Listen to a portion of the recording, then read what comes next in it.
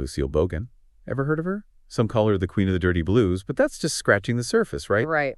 Focusing on that kind of obscures the impact she had. It was deeper than just shock value. I mean, how many female blues singers were openly singing about sexuality, lesbianism, and prostitution in the 1920s and 30s? Not many, I bet. Exactly. And that's what makes her legacy so important. She was pushing boundaries, giving voice to experiences that were often ignored or shamed. So beyond the dirty blues, what is Lucille Bogan's legacy? What did she really leave behind? In a nutshell, she paved the way for Black women to speak openly about their thoughts, feelings, and views on the world, to claim their space, And she did this way before Black people even had the right to vote. So how did she even get started? Born in 1897, started singing really young. She actually began her career recording vaudeville music. It wasn't until later, around 1928, that she started recording the blues that she's known for, signing with Paramount and Brunswick.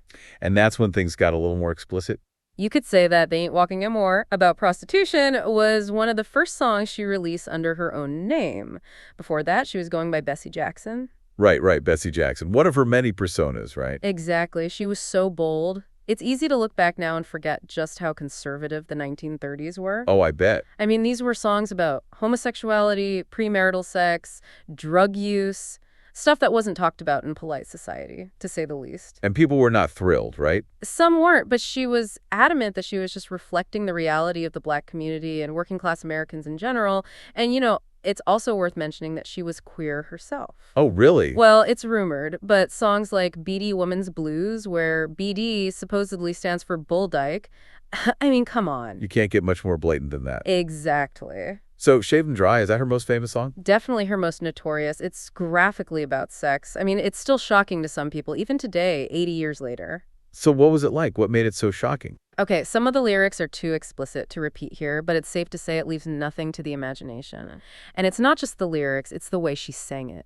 Bold and unashamed. I bet. Beyond the shock value, Bogan's music is really important because it was so honest. She was singing about the lives of marginalized people, Black people, women, queer folks. So how has her legacy lived on?